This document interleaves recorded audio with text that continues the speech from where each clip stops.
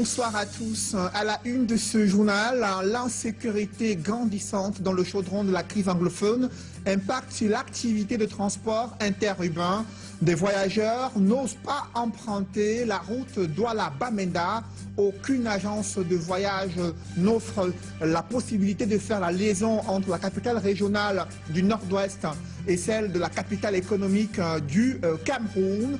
Et pour cause, l'insécurité décriée par les commerçants, les voyageurs et les transporteurs. L'économie en a pris un sérieux coup à la gare routière de Bonabéry, évocation en ouverture de ce journal. À l'international, un front de l'opposition se met en place pour barrer la voie au troisième mandat d'Alassane Dramane Ouattara en Côte d'Ivoire. Henri Konan Bédié se dit favorable à l'appel de Guillaume Soro. Pendant ce temps, le président de la Guinée-Conakry, lui aussi candidat à sa propre succession, doit faire face à une nouvelle vague de manifestations. On en parle dans la page internationale du 20h.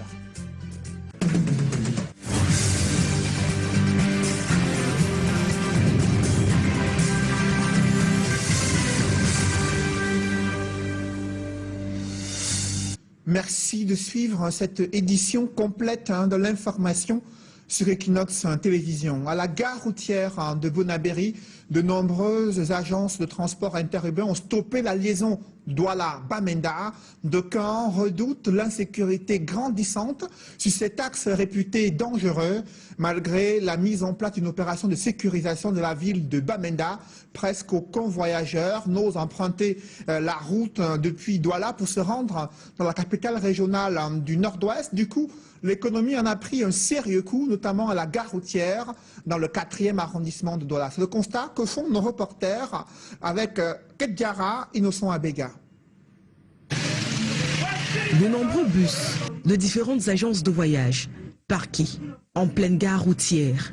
Des lieux de commerce fermés à double tour. On se croirait en plein ghost town, en zone anglophone. Pourtant, nous sommes bel et bien dans la ville de Douala, en pleine gare routière, qui revêt désormais des allures de cimetière.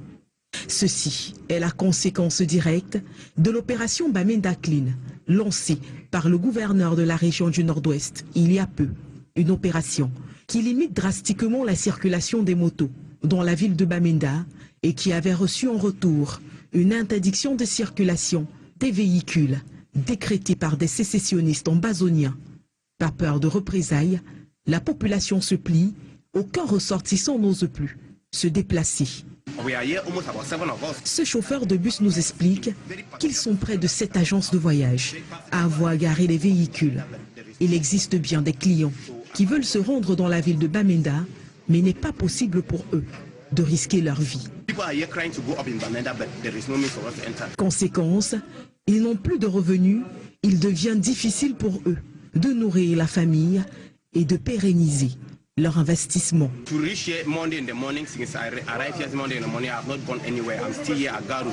Le chauffeur du bus poursuit et explique que depuis son arrivée à Douala, ce lundi, il n'a pas bougé de la gare routière de Bonabéry. Il craint que les pièces de son véhicule arrivent à expiration sans qu'il n'ait même pu rentrer dans son investissement. En dehors des chauffeurs opérant sur l'itinéraire Douala-Bamenda, la situation a des effets sur l'économie nationale. La gare routière de Bonabéry était le lieu de travail de nombreux Camerounais qui aujourd'hui voient leurs activités tourner au ralenti. Ça fait pratiquement 2 semaines. On n'a pas les passagers, je n'ai que quelques voitures du sud-ouest qui arrivent, ceux du nord-ouest, rien ne fonctionne. Donc franchement, nous qui ne vivons que dans la gare routière, nous les dessinateurs qui ne travaillons que dans la gare routière, nous ne pouvons plus. Pour ces derniers, il n'existe qu'une seule solution à ce problème global, le retour à la paix. Réfléchissons seulement pour ce problème. Parce que c'est à tout le monde qui souffre. Ce n'est plus seulement le problème du nord-ouest ou du sud-ouest. C'est à tout le Cameroun. Une solution qui doit être appliquée avant que les choses ne se dégradent un peu plus. Dans ce contexte d'enlisement de la crise anglophone, la Cour d'appel Sisiku Ayuk Tabé. Cette juridiction confirme ainsi la condamnation à vie prononcée lors d'un procès au tribunal militaire à Yaoundé. Cependant, les avocats du leader du mouvement séparatiste anglophone dénoncent de nombreuses violations des droits de la défense. Explication avec Ike Cyril. La Cour d'appel du centre confirme la condamnation à vie de Sisiku Ayuk Tabé et ses co-accusés. C'était à l'issue d'un procès que les avocats du leader sécessionniste qualifient de marathon et au cours duquel l'affaire Ayuk Tabé, d'après ses conseils, a même failli être oubliée. Il a fait l'appel, les renvois de toutes les affaires telles qu'annoncées par lui-même. Mais c'est l'équipe de défense de M. Ayuk Tabé qui a annoncé que notre affaire est là, ce n'est pas encore appelé. C'est à ce moment que le juge a donc décidé d'instruire le greffier pour sortir notre dossier. Les avocats de Ayuk Tabé dénoncent également la tenue de l'audience dans une langue que les accusés ne comprenaient pas. Vous savez que la langue de Sisiku Ayuk Tabé et les autres est la langue anglaise. Ils ne comprenaient pas ce que le juge disait. D'ailleurs, s'il donnait des directives, nous on pouvait bel et bien conseiller nos clients de suivre les instructions. Ce n'était pas le cas. Pour les conseils du leader sécessionniste, il s'agit d'une violation à la fois de la Constitution et du Code pénal.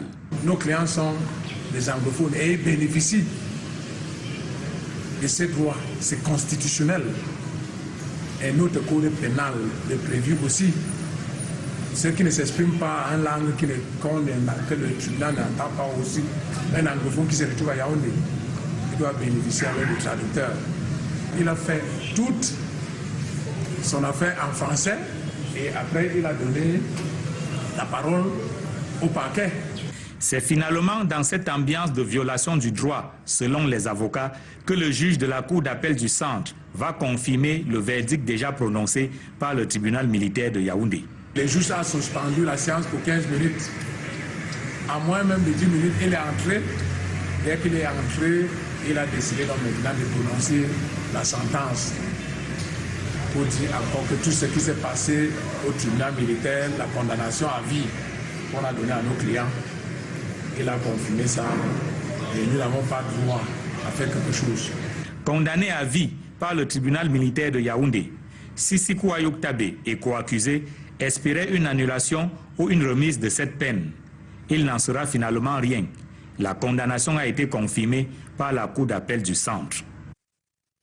Toujours dans ce chapitre, alors que les affrontements armés se poursuivent dans plusieurs villes anglophones, autorités administratives essayent tant bien que mal de mener des campagnes de sensibilisation pour le retour des enfants à la prochaine rentrée scolaire. Évocation dans le Ndongamantoum, situé dans la région du Nord-Ouest. Stella Mbou et Julienne Berthe-Bissaye. À 2 semaines de la rentrée scolaire 2020-2021, le préfet du Ndongamantoum mobilise la communauté éducative. Quentin Saimondo est préoccupé par le retour effectif de tous les élèves à l'école. Pour l'autorité administrative, la sensibilisation doit se poursuivre sur le terrain. Les autorités administratives, municipales et acteurs de la société civile font le tour pour informer, sensibiliser et mobiliser les populations.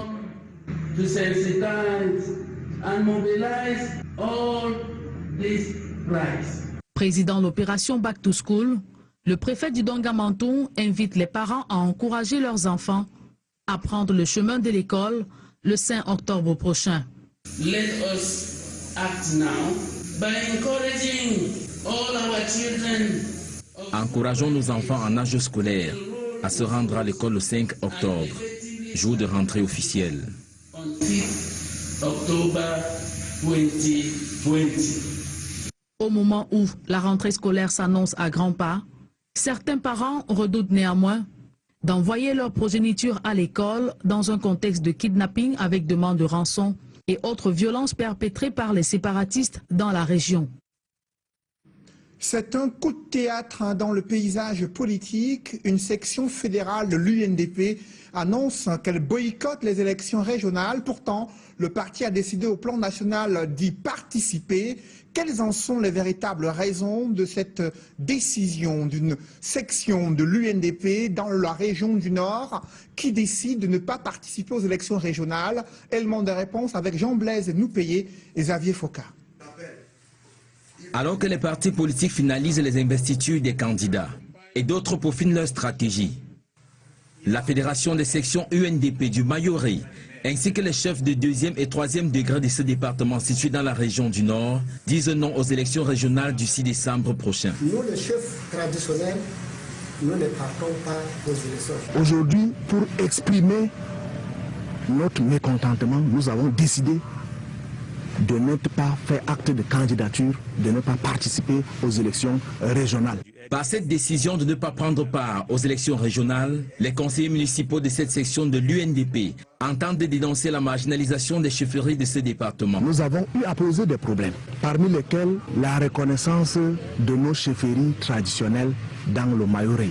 Nous avons saisi le MINAT en février 2019 pour lui faire état de la situation opaque de la gestion des chefferies dans ce département. Réunis ce 18 septembre, les conseillers municipaux UNDP des 4 sessions du Mayoré ont adopté une déclaration commune de boycott des élections régionales. L'objectif visé est de toucher d'une part la hiérarchie du parti et d'autre part les instances du pays pour un réel changement. Nos chefs coutumiers sont piétinés, maltraités, humiliés tous les jours. Moi, en tant que section représentant de la section de Tchomino, on a débattu de ce point et on s'est dit que aller à ces élections, c'est vraiment cautionner, accepter le mal qu'on fait à nos différents chefs et à toute la population du Mayoré. Notons que cette position de la Fédération des sections UNDP du Mayoré dans le Nord est contraire à la décision du parti qui prendra part au régional dans les 3 régions septentrionales ainsi qu'à l'est du pays où l'UNDP a des maires. Dans le reste de l'actualité, un invité de marque au centre de traitement post-récolte du cacao en Tui dans le Mbamekim, à l'initiative du Conseil interprofessionnel du cacao et du café. Le directeur exécutif de l'Organisation internationale du cacao est allé toucher du doigt les efforts faits par les producteurs à la base pour améliorer la qualité du cacao made in Cameroun, une initiative visant à améliorer également le prix d'achat du cacao pour améliorer les conditions aussi de vie des producteurs de cacao et du café au Cameroun. D'autres détails avec Marcelin Gansop. En commercialisant le kilogramme de cacao à 1640 francs aux industries chocolatières, les cacaoculteurs du Bamekim, réunis au sein d'une coopérative, ont démontré que c'est le bon travail qui paye. Ce travail axé sur la qualité est l'œuvre du centre de traitement post-récolte du cacao de Ntui, que vient de visiter le directeur exécutif de l'Organisation internationale du cacao. Ce genre de centre, je n'en ai jamais vu qu'en Amérique latine et dans les Caraïbes. Donc c'est très réconfortant de voir qu'en Afrique, on peut mettre en place un tel système. Alors il y a quelques conditions à ça. Évidemment le soutien des autorités, que ce soit ici au Cameroun, le CICC ou l'ONCC ou les différents ministères concernés. Mais il faut aussi des planteurs et d'autres acteurs de la chaîne qui se réunissent et qui forment des coopératives efficaces. Quand j'entends qu'on arrive à vendre du cacao à 1600 francs, je suis impressionné. C'est le double, grosso modo, du prix indicatif dans d'autres pays. Donc, très agréablement surpris. Et je ne demande qu'une chose, c'est que demain, un tel centre soit multiplié par 10, par 20, par 50, par 100. C'est cette qualité tant recherchée que le gouvernement et les acteurs de la filière cacao, au rang desquels le Conseil interprofessionnel du cacao et du café, appellent de tous leurs vœux. D'où la multiplication des centres de traitement post-récolte, à l'instar de celui d'un Ntui, qui garantit aux producteurs un prix décent, à la hauteur des sacrifices consentis. Mais là, je suis vraiment émerveillé parce qu'il y a un niveau élevé de professionnalisme et de division de travail qui fait que chacun fait ce qu'il sait faire le mieux. mieux. Le producteur, lui, il est en champ, il s'occupe de la plantation, mais la cabosse sélective, c'est fait par des professionnels. Les cabossages est fait par une autre équipe professionnelle. Le séchage est fait par une autre équipe professionnelle. Donc tout est ici fait de façon scientifique et professionnelle. Et au bout du compte, on a un produit de qualité exceptionnelle qui ne peut servir que pour le cacao, pour faire du chocolat de très haute de gamme. Plus que par le passé, la question de la juste rémunération du producteur se pose de plus en plus avec acuité. Ce sujet et bien d'autres étaient au cœur des échanges entre le ministre du Commerce et le directeur exécutif de l'Organisation internationale du cacao, avant que ce dernier ne découvre les merveilles du grand bassin de production que représente le Bas-Mékim. La qualité, il a bien relevé, c'est ce qui se fait après la récolte, c'est-à-dire au niveau de la fermentation et du séchage. Comme vous le savez, nous sommes en train de développer un programme d'implantation des centres d'excellence de traitement post-récolte. Et nous avons, à travers le produit qui sort des 10 centres, un prix différencié. C'est cet effort-là qu'il faut pouvoir poursuivre. La différenciation du prix en fonction de la qualité. Et notre programme, c'est d'étendre ce centre d'excellence, mais aussi de développer un programme qui est préconisé, la production et la mise en marché d'un cacao d'excellence, au-delà du cacao fin, qui est un programme qui existe. Malgré la pandémie du Covid-19 qui a entraîné une baisse de la consommation du chocolat, le gouvernement croit dur comme fer que l'on est bien loin de la crise de fin 2016, laquelle avait entraîné une chute des prix de l'ordre de 40%, avec un prix bochant qui a atteint les 1300 le kilogramme lors de la dernière campagne. Il y a de quoi envisager l'avenir avec sérénité, en dépit de la baisse de la production. Dans ce chapitre économie, le groupement des femmes d'affaires du Cameroun promeut l'entrepreneuriat féminin. Le GEFAC a remis des parchemins aux femmes entrepreneurs arrivées en fin de formation. C'était à la faveur de l'inauguration de l'immeuble siège du GEFAC à Yaoundé. Compte rendu, Élisée Bogba et Aïk Cyril. Un siège flambant neuf pour le groupement des femmes d'affaires du Cameroun GEFAC.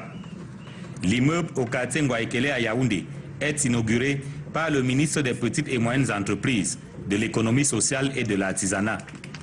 Achille Baseleking III souligne l'opiniâtreté et la témérité de la femme entrepreneur camerounaise face aux contraintes que sont l'accès difficile au financement auprès des banques commerciales, la concurrence parfois déloyale générée par le phénomène de mondialisation, les pesanteurs socio-culturelles qui entravent très souvent les initiatives des femmes, entre autres.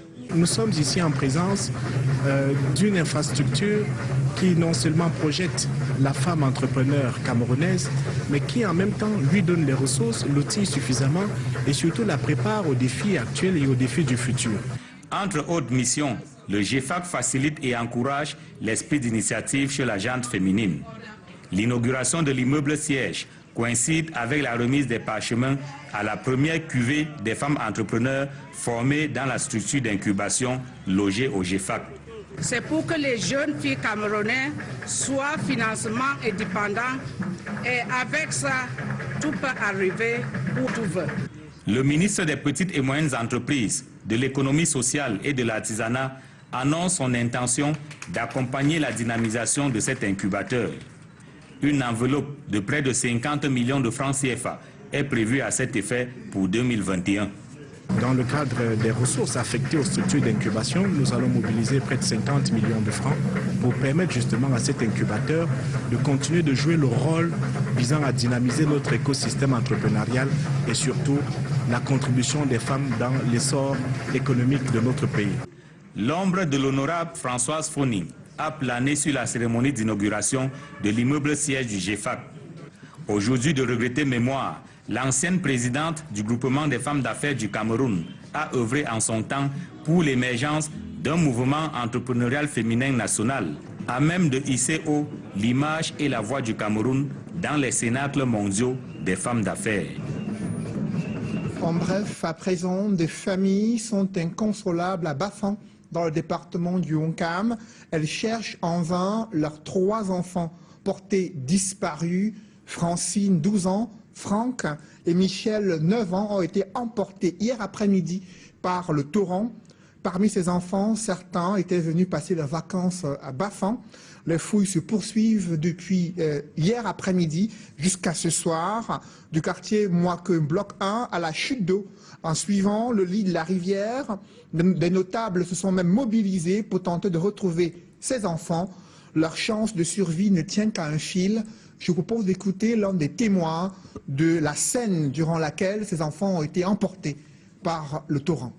Le drame qui s'est passé hier après-midi, les faits se sont réalisés devant moi. Que j'étais à la maison en train de mettre la peinture sur mon balus. Où une forte pluie s'abat et pendant que je trouve un torrent violent en train de passer en plein centre de la rue du quartier. J'ai appelé donc le fils derrière. Il est venu, je lui ai donné un bâton porte-rideau d'essayer de basculer les ordures là pour que le torrent puisse entraîner. Du moment où l'enfant prend le bâton, il traverse la rue, il va en route. Il voulait le faire juste devant la maison, j'ai demandé non d'aller plus bas. Il demande ici, papa, il dit non, vas-y plus bas. Il est allé jusqu'au niveau du pont. Ici, papa, il dit oui, c'est bon. Là, quand je baisse la tête pour continuer mes travaux, j'entends papa, papa, papa, papa. Je me lève, c'est quoi? Les enfants à l'eau, les enfants à l'eau. Les enfants sont bons là. Je me suis levé le long bâton avec lequel j'utilisais le pinceau pour travailler au niveau des plafonds. J'ai pris et très rapidement, j'ai accouru vers l'eau. J'arrive donc, je trouve le torrent était déjà fouillé, les enfants étaient de l'autre côté. Donc je suis venu avec cette échelle au niveau de l'eau. J'ai essayé de traverser l'eau avec, donc mettant l'échelle au mur et tirer le bas un peu jusqu'à ce que ça arrive à leur taille. Pour pouvoir traverser par-dessus et le faire sortir. Et jusqu'à aujourd'hui, ces enfants sont introuvables et les familles sont complètement effondrées. Les chances de survie ne tiennent qu'à un fil selon des témoins. La Belgique engagée à renforcer sa coopération bilatérale avec le Cameroun. Son nouvel ambassadeur a été reçu en audience chez le ministre des Finances. Éric Jacquemin n'a pas caché sa satisfaction d'être affecté dans un pays où il a séjourné il y a près de 30 ans. Le nouveau paysage urbain de Yaoundé et les réalités socio-culturelles du Cameroun sont édifiantes à ses yeux. La Belgique qui compte renforcer sa coopération économique avec le Cameroun. Je vous propose d'écouter le nouvel ambassadeur après son audience au ministère des Finances à Yaoundé. C'est d'ailleurs mon deuxième passage, puisque j'y étais il y a déjà 30 ans, certes dans une autre fonction. Donc c'est un retour heureux ici au Cameroun. Et comme je viens d'arriver dans le rôle d'ambassadeur, de représentant de la Belgique, c'est une visite de courtoisie qu'on a. Évidemment, un enthousiasme de retrouver le Cameroun avec lequel j'ai toujours entretenu des très bonnes relations, des très bons contacts. Et c'est surtout une évolution démographique qui m'a... Dans l'escale internationale, Henri Konan Bédié répond favorablement à l'appel lancé par Guillaume Soro. Un front de l'opposition se met en place pour barrer la voie à la candidature de Alassane Dramane Ouattara, candidat du RHDP à la prochaine élection présidentielle. Pendant ce temps, de nouvelles manifestations sont annoncées en Guinée-Conakry pour dire non au troisième mandat, du moins à l'intention du président Alpha Condé d'être candidat pour la troisième fois à la prochaine élection présidentielle. Et au Mali, c'est toujours la pression maintenue par la CEDEAO afin d'obtenir un pouvoir de transition civile et non militaire. On fait le point dans cette mouture internationale signée Gladys Sidié. S'achemine-t-on vers une coalition de forces de l'opposition en Côte d'Ivoire en vue de la présidentielle? L'on serait tenté de répondre par l'affirmative après la réaction de Henri Konan Bédié dont la candidature pour le scrutin du 31 octobre a été validée. Je me félicite de l'unité d'action proposée par le GPS et soutenue par le FPI contre le troisième mandat inconstitutionnel et interdit d'Alassane Ouattara. Le PDCI RDA s'associe évidemment à cette démarche, écrit Henri Konan Bédié. Une réponse à Guillaume Soro qui, plus tôt, lors d'un point de presse, avait appelé l'opposition, parmi lesquels les ex-présidents Laurent Gbagbo et Henri Konan Bédié, à s'unir pour obtenir des élections démocratiques et inclusives et faire barrage à un troisième mandat du président sortant. La plateforme Ensemble pour la démocratie et la souveraineté, qui avait déposé la candidature de Laurent Gbagbo, a de nouveau appelé à des manifestations. En Guinée, l'opposition, vent debout contre Alpha Condé, appelle à des manifestations fin septembre. Le collectif Front National de Défense de la Constitution invite le peuple à faire barrage contre un possible 3e mandat de l'actuel chef de l'État. Il a prolongé d'1 mois l'état d'urgence sanitaire instauré en mars en raison du coronavirus. Par conséquent, les nouvelles marches du FNDC risquent d'être déclarées illégales. Les défenseurs des droits humains et l'opposition ont accusé les autorités de se servir de la pandémie du coronavirus comme prétexte pour faire taire la contestation. Et puis au Mali, la junte militaire reste sous pression de la CEDEAO. Le pays s'expose à un embargo total si un président de la République et un premier ministre de transition ne sont pas nommés. Obligé de revoir sa copie, la junte a entrepris des consultations afin de permettre une transition politique dirigée par des civils. La junte, actuellement au pouvoir, a commencé mercredi le processus de désignation des responsables, selon le porte-parole qui indique que toutes les options sont sur la table. Restons au Mali où s'est déroulée l'inhumation de l'ancien président Moussa Traoré, lui qui a été inhumé après des obsèques nationales en présence des responsables de la junte au pouvoir et anciens responsables nationaux. Une fanfare mortuaire a marqué dans la matinée l'arrivée du corps dans un cercueil drapé aux couleurs du Mali dans un camp militaire de Bamako où se sont déroulées les obsèques en présence de soldats en tenue d'apparat. Moussa Traoré qui est décédé à l'âge de 83 ans le 15 septembre dernier après avoir dirigé le Mali pendant 22 ans à la suite d'un coup d'État qui avait renversé le président Modibo Keïta au pouvoir depuis 1960. Moussa Traoré, son corps a été placé près de la tribune présidentielle en présence du colonel Assimi Goïta, chef du comité national de salut public, l'organe mis en place par la junte actuellement au pouvoir. Mesdames, Messieurs, c'est la fin de ce journal. Merci de l'avoir suivi. Juste après cette édition de 20h, retrouvez Serge Alain Autour et ses invités pour le débrief du journal sur le plateau d'Equinox Soir. Serge Alain. Une section de l'Union nationale pour la démocratie et le progrès décide dans la région du Nord de boycotter les prochaines régionales. Précisément dans le Mayoret où ces différents militants de l'UNDP et autres chefs traditionnels se plaignent de ce que le gouvernement n'a pas pris en compte leurs doléances et revendications. Vous vous en souvenez, ils avaient initié une pétition afin que leurs chefs traditionnels voient leur désignation être homologuée pour qu'ils puissent participer aux élections régionales. Face à une fin de non-recevoir, ils ont décidé de boycotter ces élections. Pourtant, l'UNDP participe sur le plan national à ces élections, principalement dans les 3 régions du Nord et à l'Est du pays, mesure de défiance pour attirer l'attention à la fois de la hiérarchie de leur parti, mais également du gouvernement. Voilà, madame, monsieur, c'est donc l'essentiel de l'Equinox Soir, deuxième partie. Bonne soirée à vous, Cédric. Bonne soirée à vous, Serge Alain. Bon week-end à vous, Cédric. Bon week-end également à vous. Rendez-vous lundi. 20h. Madame, monsieur, dans un instant, la suite. Equinox Soir.